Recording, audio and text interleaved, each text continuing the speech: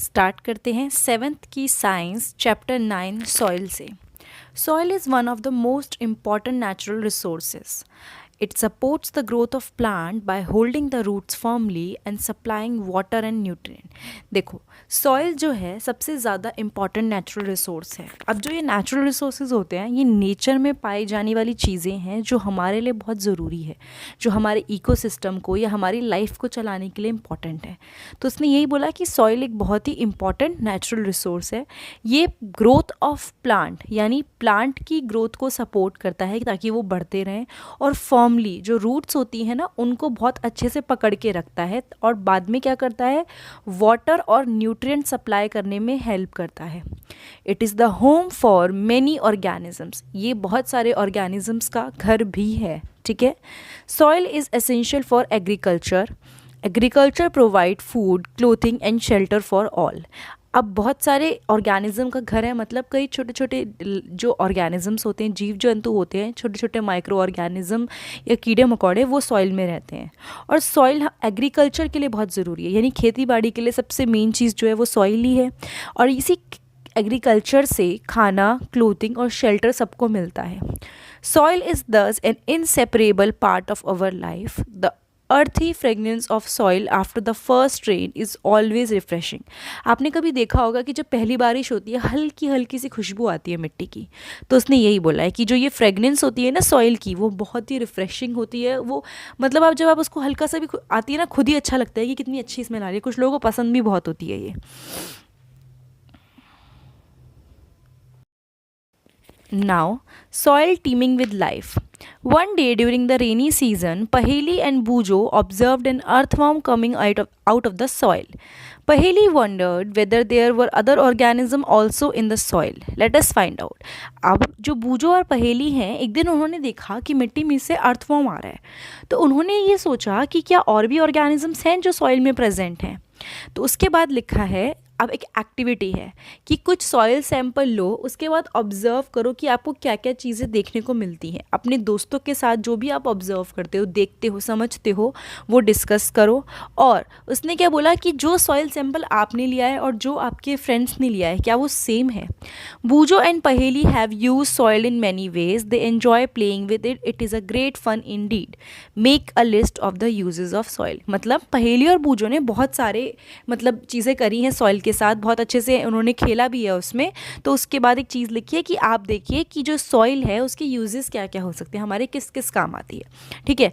अब ये एक चीज़ हो गई। उसके अलावा कई सारे सॉइल के यूजेस होते हैं जो करते हैं, जो हम यूज़ करते हैं, जो हमें हेल्प करते हैं।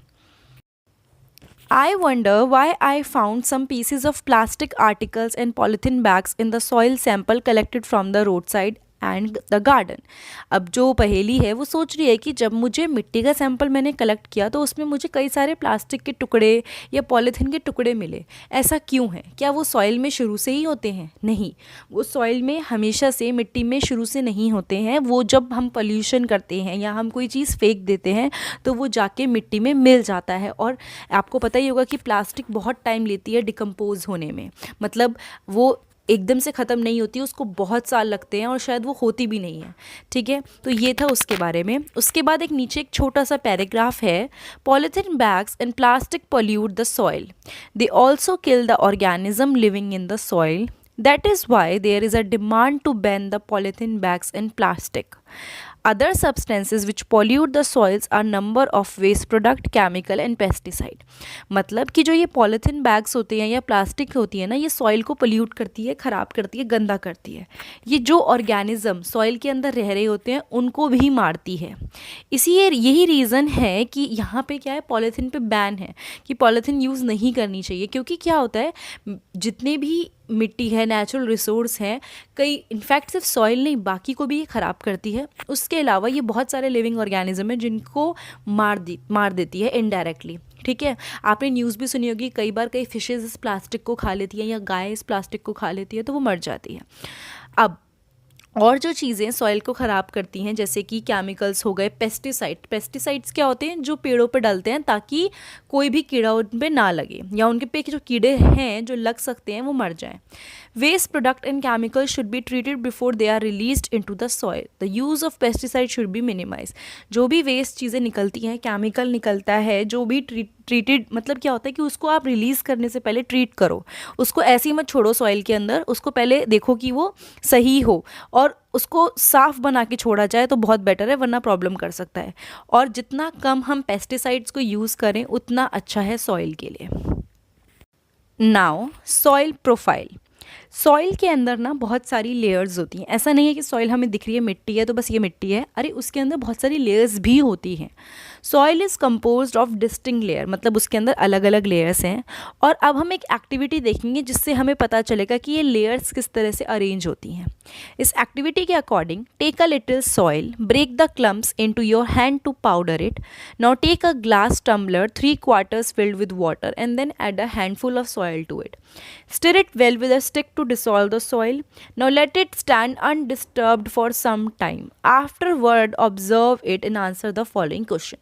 देखो आपको करना क्या है, थोड़ी सी मिट्टी लेनी है और जो भी उसमें जैसे मोटे मोटे टुकड़े होते हैं ना उनको छोटा कर देना है, मतलब पाउडर बना देना है। उसके बाद एक ग्लास लेना है और काफ़ी सारा पानी लेके ना उसको उसमें मिला देना है, ठीक है। और अब आप क्या देखेंगे, जब आप उसको खूब अच्छे से हिलाएंगे तो आपको पता चलेगा कि उसको कुछ टाइम के लिए फिर आप अनडिस्टर्ब छोड़ दीजिए, मतलब उसको बिल्कुल भी छेड़े ना हम, ठीक है। अब जब हम उसको डिज़ोल्व करके मिला के उसको छोड़ देंगे बिल्कुल डिस्टर्ब करे बिना, उसके बाद हमें उसको ऑब्ज़र्व करना है। फिर नीचे एक ग्लास के अंदर एक लेयर्स बना रखी हैं, तो सबसे भारी जो चीज़ें होंगी, जो पत्थर टाइप के होते हैं, ग्रेवल, वो नीचे आ जाएंगे। उसके ऊपर क्या आ जाएगी, सैंड आ जाएगी, फिर आएगी क्ले, फिर आएगी वाटर एंड फिर आएगी ह्यूमस। तो इस तरह से पूरी लेयर्स ऑफ सॉइल ना अरेंज हो जाएंगी, ठीक है। उसके बाद है, do you see layers of particles of different sizes in the glass tumbler. क्या आपने कोई पार्टिकल देखे अलग अलग साइज़ के? ऐसा तो नहीं है कि सॉइल में जो भी चीज़ें हैं सब एक ही साइज़ की हैं, नहीं, अलग अलग साइज़ की हैं। Draw a diagram showing these layer. अब आप डायग्राम ड्रॉ करो ताकि आपको ये लेयर का पता चले। Are there some dead rotting leaves और animal remain floating on water. क्या कुछ ऐसा है जैसे कि होते हैं ना प्लांट्स के पत्ते या कुछ भी ऐसी चीज़ जो झड़ जाती है, वो क्या आपको पानी के ऊपर तैरता हुआ दिख रहा है? The rotting dead matter in the soil is called humus. जो ये डेड मैटर होता है ना, जो सॉइल के सबसे ऊपर होता है, जो सड़ रहा होता है, उसको ह्यूमस बोलते हैं। लेकिन ये ना सॉइल को, जिसे कहते हैं ना कि फर्टिलिटी प्रोवाइड करता है, जिसकी वजह से क्या होता है, फर्टाइल रहती है soil.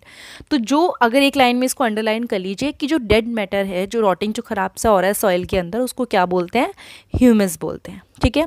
You probably know that the soil is formed by the breaking down of rocks by the action of wind, water and climate. देखो अगर मैं आपसे पूछूं कि सॉइल बनती कैसे है, तो इसमें लिखा है जो बड़े बड़े पत्थर होते हैं ना, रॉक्स होती हैं, वो धीरे धीरे विंड की वजह से, वाटर की वजह से और क्लाइमेट की वजह से, मतलब जैसा भी उस टाइम पे क्लाइमेट होता है, इन्वायरमेंट होता है, उसकी वजह से वो बहुत छोटे छोटे पीस में कन्वर्ट हो जाती हैं। इसको हम बोलते हैं वेदरिंग। अब दोबारा से रिवाइज करते हैं, वेदरिंग क्या है, जब बड़ी बड़ी रॉक्स की जो पीसेज हैं वो किसी विंड, वाटर या क्लाइमेट की वजह से जब बहुत छोटे छोटे पार्ट्स में डिवाइड हो जाते हैं, मतलब कन्वर्ट हो जाते हैं, तो उसको हम बोलते हैं weathering. The nature of any soil depend upon the rocks from which it has been formed and the types of vegetation that grows in it। अब उसने क्या बोला, जो सॉइल का नेचर है वो किस पर डिपेंड करता है, रॉक्स पे। और किस रॉक्स पे, कि जहाँ से वो रॉक्स बनी है। फॉर एग्जांपल अगर एक रॉक ने एक मिट्टी बनाई, तो वो यही कह रहा है कि अब ये मिट्टी किस पर डिपेंड करेगी कि वो रॉक कैसी थी जिससे वे मिट्टी बनी है, ठीक है। और वेजिटेशन जो उस पर ग्रो होती है वो भी बहुत इंपॉर्टेंट होती है, उससे भी बहुत चीज़ें पता चलती हैं। तो ये दोनों चीज़ें हैं जो बहुत ही इंपॉर्टेंट है सॉइल के बारे में पता लगाने के लिए। उसके बाद है a vertical section through different layer of soil is called the soil profile. यानी कि अगर हम देखें वर्टिकल सेक्शन कि किस तरह से लेयर ऑफ सॉइल अरेंज हैं, तो उसको हम बोलते हैं सॉइल प्रोफाइल। और हर एक लेयर का अलग टेक्सचर होता है। हर एक जो भी मतलब लेयर होती है उसका अलग टेक्सचर होता है, दिखने में अलग होता है, कलर अलग होता है, उसकी गहराई अलग होती है। ऐसा नहीं है कि एक इतना गहरा है तो दूसरा भी इतना गहरा होगा, हर किसी का अलग है। और केमिकल कंपोजिशन मतलब कि जो भी उसके अंदर चीज़ें हैं, जितने भी कार्बन या whatever the nutrients are, वो सब भी सब में अलग होते हैं। और इनको, ये जो लेयर्स बनती है ना, इनको हम क्या बोलते हैं? हॉराइजन्स। इनको हम बोलते हैं हॉराइजन्स। नीचे फिगर 9.3 है जिसमें डायग्राम दिखा रखा है, जैसे कि बेड रॉक का, फिर है सी होराइजन, फिर है बी होराइजन, फिर है ए होराइजन। सबसे ऊपर जो है दैट इज़ ए होराइजन, जो बीच में है दैट इज़ बी होराइजन, और उसके नीचे है सी होराइजन, और सबसे नीचे है बेड रॉक, मतलब पत्थर ही पत्थर होते हैं इसके अंदर। ठीक है, तो this is about soil profile. अगर आपको कभी बोलते हैं कि सॉइल प्रोफाइल का डायग्राम बनाना है या कुछ है, तो आप ये बनाएंगे। ठीक है, और ये इस क्लास की बात नहीं है कि सिर्फ 7th के लिए इंपॉर्टेंट है, ये आगे के लिए भी बहुत ज़्यादा इंपॉर्टेंट है। We usually see the top surface of the soil, not the layers below it. If we look at the sides of a recently dug ditch, we can see the inner layers of the soil too. वो ये कह रहा है कि जब भी हम soil की तरफ देखते हैं, हम हमेशा ये देखते हैं कि वो ऊपर से कैसी लग रही है। हम कभी ये नहीं देखते कि उसके नीचे क्या लेयर है, क्योंकि जब भी आप ऊपर से देखेंगे तो आपको ऊपर ऊपर की चीज़ें दिखेंगी। लेकिन वो कह रहा है कि अगर आप ऐसा गड्ढा देखें जो बहुत अंदर तक खुदा हुआ हो, तो आप क्या देखेंगे? आपको दिखेंगी कि पूरा जो ये होल है ये बना हुआ है, डग है, मतलब डिच, एक पूरा होल बना हुआ है अंदर तक। और उसके बाद क्या होगा, आपको उससे पता चलेगा कि जो इनर लेयर ऑफ सॉइल होती है वो कैसी होती है। ठीक है, such a view enables us to observe the soil profile at that place. अब ऐसे में हम जहाँ पे ये गड्ढा होता है वहाँ पे मैं एक बार को ऑब्जर्व कर सकती हूँ कि सॉइल प्रोफाइल क्या है। ठीक है, मतलब उसका बेड रॉक तक हो सकता है पहुँचूँ ना पहुँचूँ, पर C horizon, B horizon, A horizon, ये सब मुझे वहाँ पे बहुत अच्छे से दिखेगा। ठीक है, उसके बाद उसने क्या बोला, soil profile can also be seen while digging a well or laying the foundation of a building. It can also be seen at the sides of a road, on a hill or at steep river bank. अब मैं अगर आपसे ये बोलूँ कि मैं soil profile कहाँ कहाँ देख सकती हूँ, एक तो आंसर हो जाएगा गड्ढे में। ठीक है, लेकिन अगर कहीं पे कोई कहते हैं ना कुआं खुद रहा है, वेल डिग हो रहा है, तो वहाँ हम देख सकते हैं। उसके अलावा अगर बिल्डिंग है कोई, तो मैं वहाँ पे देख सकती हूँ। ठीक है, तो एक बिल्डिंग, मतलब जहाँ पे बिल्डिंग बनती है ना, वहाँ पे वो नीचे तक बहुत बड़ा मतलब गड्ढा बनाते हैं, ताकि क्या होगा, अगर वो नीचे तक गड्ढा बनाएंगे तो ईजिली वो चीज़ें दिखेंगी जो नीचे हैं। मतलब उन्हें कोई भी बिल्डिंग की फाउंडेशन डालने के लिए इस चीज़ की ज़रूरत होती है। It can also be seen at the sides of a road on a hill, यानी कि रोड की जो साइड्स होती है वहाँ पे, और जो रिवर बैंक होता है वहाँ पे।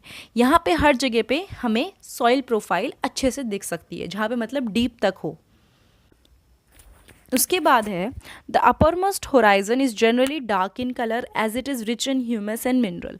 जो सबसे ऊपर का होराइजन होता है, अब सबसे ऊपर का होराइजन कौन सा होता है? ए होराइजन, राइट। तो जो सबसे ऊपर का होराइजन होगा वो काफ़ी ज़्यादा डार्क होगा कलर में। अब वो डार्क क्यों होगा? क्योंकि उसमें बहुत ज़्यादा ह्यूमस होगा। ह्यूमस हमने पढ़ा था, तो डेड प्लांट और एनिमल होते हैं उनसे ह्यूमस बनता है। ठीक है, और मिनरल होते हैं। इसकी वजह से जो ऊपर वाला होराइजन होता है वो बहुत ज़्यादा डार्क होता है। The humus makes the soil fertile and provide nutrients to growing plant. अब ये क्या होता है, जो ह्यूमस होता है ना, वो सॉइल को फर्टाइल बनाता है। ठीक है, बहुत ही उपजाऊ बनाता है, और वो न्यूट्रिएंट प्रोवाइड करता है। किसको? ग्रोइंग प्लांट्स को। मतलब वो न्यूट्रिएंट प्रोवाइड करता है प्लांट जो ग्रो कर रहे होते हैं प्लांट्स उनको, और सॉइल को फर्टाइल बनाता है। This layer is generally soft, porous and can retain more water. अब क्या हुआ कि जो ये लेयर है सबसे ऊपर वाली, काफ़ी सॉफ्ट होती है। पोरस मतलब पानी इसके थ्रू पास हो सकता है। ठीक है, उसके अलावा and can retain more water, मतलब उसमें पानी बहुत देर तक रह सकता है, क्योंकि प्लांट भी इसी लेयर के पास उगते हैं, तो इस सब चीज़ों की वहाँ पे ज़रूरत है। It is called the top soil और द ए होराइजन। अगर मैं इसकी बात करूं कि जहाँ पे बहुत ज़्यादा ह्यूमस है, जो बहुत ज़्यादा फर्टाइल है, जो बहुत ज़्यादा न्यूट्रिएंट प्रोवाइड करती है, सॉफ्ट है, पोरस है, तो वो कौन सा पार्ट हो गया? वो हो गया हमारा टॉप सॉइल या फिर ए होराइजन, जो आपको नीचे सॉइल प्रोफाइल में अच्छे से विजिबल भी है। This provides shelter for many living organisms such as worms, rodents, moles, and beetles. The roots of small plants are embedded entirely in the topsoil. अब इसने क्या बोला? ये शेल्टर प्रोवाइड करती है, ठीक है। ये लेयर बहुत ज़्यादा शेल्टर, मतलब एक तरह से बहुत छोटे छोटे जो लिविंग ऑर्गेनिज्म होते हैं वो यहाँ पे रहते हैं, तो वो उनको घर देती है। और जैसे कि अब उन ऑर्गेनिजम्स का भी नाम लिखा हुआ है जिनको ये घर देती है, जैसे कि वॉर्म्स हो गए, रोडेंट्स हो गए, मोल्स हो गए, बीटल्स हो गए, ठीक है। The roots of small plants are embedded entirely in the top soil, यानी कि जो रूट्स होती हैं किसकी, प्लांट्स की, वो इस टॉप सॉइल में ही पूरी तरह से एम्बेडेड होती है, फैली हुई होती है, ठीक है। उसके बाद वो मूव करवा रहा है that is to the next layer, that is B horizon. The next layer has a lesser amount of humus but more of mineral. अब देखो, क्योंकि जो डेड प्लांट्स हैं या फिर जो पत्ते वगैरह है वो ऊपर की लेयर में गिर जाते हैं, नीचे तक तो पहुंचते ही नहीं है, तो इसने बोला कि यहाँ पे जो ह्यूमस है वो काफ़ी कम अमाउंट में है, बट मिनरल यहाँ पे काफ़ी ज़्यादा है। This layer is generally harder and more compact and is called B horizon or the middle layer. अब ये लेयर थोड़ी सी हार्ड होती है और ये कॉम्पैक्ट होती है, मतलब एकदम फिक्स है कि ये ना ज़्यादा पोरस होती ना ज़्यादा सॉफ्ट होती, और इसको हम बी होराइजन बोलते हैं। और एक और क्वालिटी क्या है इसकी कि यहाँ पे मिनरल ज़्यादा है और ह्यूमस कम है, ठीक है। इसको हम बी होराइजन या फिर मिडल लेयर बोलते हैं। इससे पहले की जो लेयर थी उसको हमने टॉप सॉइल या फिर ए होराइजन बोला था। Now the third layer is the sea horizon, which is made up of small lumps of rocks with cracks and crevices. अब उसने क्या बोला, जो थर्ड लेयर है वो है सी होराइजन, जो छोटे छोटे लंप ऑफ रॉक, मतलब वहाँ पे छोटे छोटे टुकड़े जो होते हैं ना इकट्ठे, जो एक साथ इकट्ठी हो जाती है रॉक्स, उससे, और कुछ क्रैक्स हैं वहाँ पे, क्रेविसेस हैं जिसकी वजह से ये इकट्ठी बनी हुई है, ठीक है। अब ये जो सी होराइजन की लेयर है उसके नीचे क्या है, उसके नीचे मिलता है बेड रॉक, जो एक हार्ड एरिया है और डिफ़िकल्ट टू डिग, मतलब उसको डिग करना, उसमें कहते हैं ना गड्ढा करना इज़ वेरी हार्ड, ठीक है। और अगर स्पेड भी यूज़ करते हो, कुल्हाड़ी या whatever you are using, उसके साथ भी इसको डिग करना बहुत मुश्किल है। तो अब एक साथ इसको रिवाइज कर लेते हैं। सबसे पहले थी ए होराइजन, जिसमें काफ़ी ज़्यादा ह्यूमस की अमाउंट थी, काफ़ी फर्टाइल थी, काफ़ी पोरस थी, सॉफ्ट थी।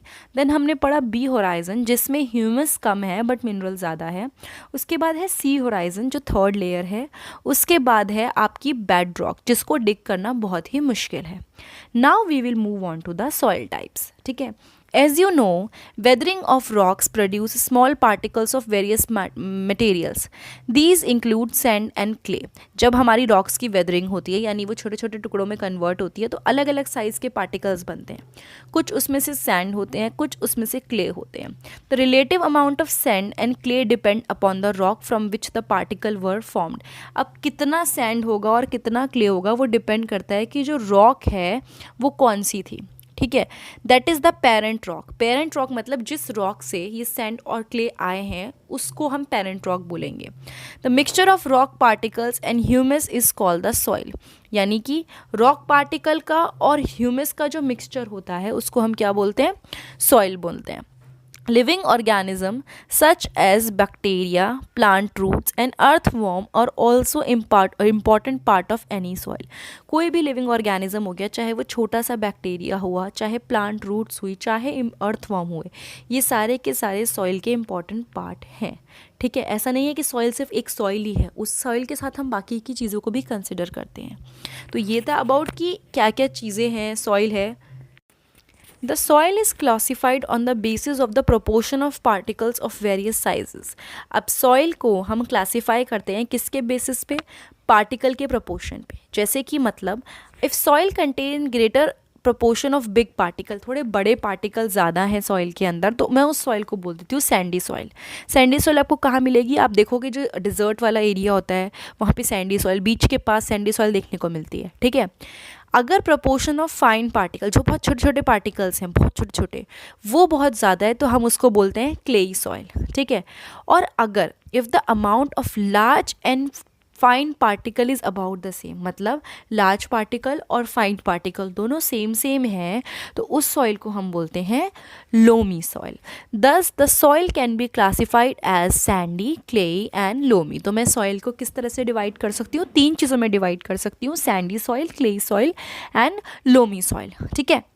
और किस बेसिस पे किया मैंने, ज़्यादा बड़े पार्टिकल वालों को मैंने बोला कि वो सैंडी सॉइल है, जो बहुत ही छोटे छोटे पार्टिकल्स हैं उनको मैंने बोला क्लेई सॉइल है, और जो बहुत मतलब जो मिक्स है सैंडी का और क्लेई का, मतलब बड़े पार्टिकल्स का और छोटे पार्टिकल्स का, उसको मैंने बोल दिया loamy soil.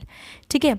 The sizes of the particles in a soil have a very important influence on it's properties. अब जो पार्टिकल्स होते हैं सॉइल के, उनका बहुत असर पड़ता है किसके ऊपर, कि प्रॉपर्टीज़ कैसी हैं। Sand particles are quite large, जो मतलब सैंड के पार्टिकल्स होते हैं वो बहुत बड़े होते हैं, तो वो इसलिए आसपास चिपक के नहीं रह सकते और इसीलिए उनके बीच में आपस में काफ़ी जगह होती है। These spaces are filled with air. अब ये जो स्पेसेस हैं ये किससे फिल्ड होती हैं, ये एयर से भरी हुई होती हैं। ठीक है, these spaces are filled with air. We say that the sand is well aerated. अब हम क्या बोलते हैं कि जो सैंड है उसमें काफ़ी ज़्यादा हवा जा रही है। वाटर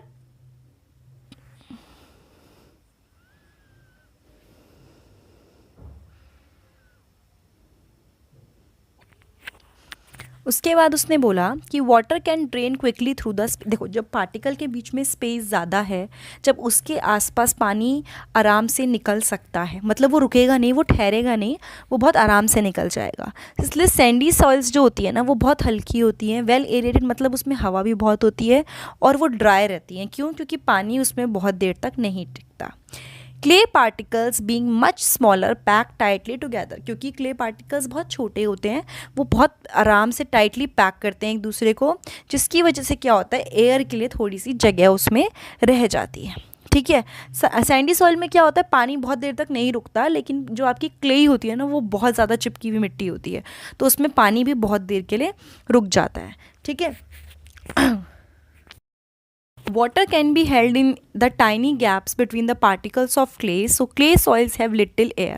इसलिए जो clay की soil होती है ना उसमें air कम होती है, but they are heavy as they hold more water than the sandy soil. अब उसने क्या बोला कि जो clay soils है ना उसमें पानी हवा तो बहुत कम होती है, but ये heavy होती है। क्यों heavy होती है?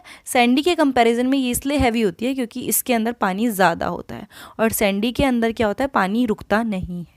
ठीक है।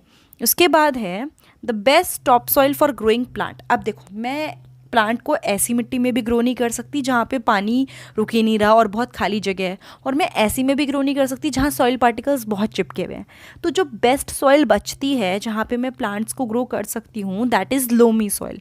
लोमी सॉइल क्योंकि मिक्सचर होती है सैंड, क्ले का और another type of soil particles जिसको हम बोलते हैं सिल्ट। ठीक है। Silt occur as a deposit in river beds. अब जो जो रिवर के पास का एरिया होता है ना, वहाँ एक अलग तरह की मिट्टी देखने को मिलती है जिसको हम बोलते हैं silt. The size of the silt particle is between those of sand and clay. अब जो सिल्ट के पार्टिकल्स होते हैं उनका साइज किसके बीच में होता है, सैंड के और क्ले के साइज के बीच में। The loamy soil also has humus in it. अब जो लोमी सॉइल है उसमें क्या होता है, ह्यूमस भी होती है, क्योंकि आपकी सारी चीज़ें उसमें मिक्स होती हैं, काफ़ी फर्टाइल होती है और पानी उसमें बहुत अच्छे से होल्ड होता है। It has the right water holding capacity for the growth of the plant. इसलिए जो लोमी सॉइल है ना वो बेस्ट चूज़ की जाती है फॉर ग्रोइंग प्लांट्स। ठीक है। उसके बाद लिखा हुआ है I want to know what kind of soil should be use for making मटकाज and सुराहीज।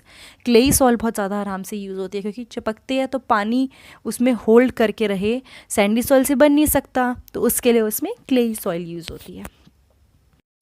Now activity 9.3 collect sample of clay, loamy and sandy soils. Take a fistful of soil from one of the samples. Remove any pebble, rocky or grass plates from it. Now add water drop by drop and knead the soil. Add just enough water so that a ball can be made from it. But at the same time, it should not be sticky. Try to make a ball from this soil. On a flat surface, roll this ball into a cylinder. Try to make a ring from this cylinder. Repeat this activity with other samples also. Does the extent to which a soil can be shaped indicates its type? Basically आपको क्या करना है, आपको सारे samples collect करने हैं soil के, जैसे कि क्लेई सॉइल लेनी है, लोमी सॉइल लेनी है, सैंडी सॉइल लेनी है। उसके बाद आप क्या करोगे, कोई भी उसमें अगर कंकड़ है, पत्थर है, पैबल है, रॉक है, मोटे पत्थर है, उनको सब हटा दीजिए। धीरे धीरे आपको उसको ना निट करना है, जैसे हम आटा लगाते हैं ना वैसे ही सॉइल में हमें आटा लगाना है, मतलब आटा नहीं लगाना, सॉइल को आपको गूँथना है। अब वो कह रहा है कि जब आप ये करोगे तो आप ऑब्जर्व करोगे कि कौन सी सॉइल किस टाइप तक, किस एक्सटेंट तक किसी शेप में कन्वर्ट हो सकती है। ठीक है। या फिर किसी सॉइल की जो शेप है वो उसका टाइप कैसे बता सकती है, तो वो इसके थ्रू हमें पता चलेगा उसके बाद इसमें लिखा है कि आपको फिर पीछे ना फ़ोटोज़ दे रखी हैं, कुछ डायग्राम्स दे रखे हैं जिससे आपको अच्छे से आइडिया लगेगा।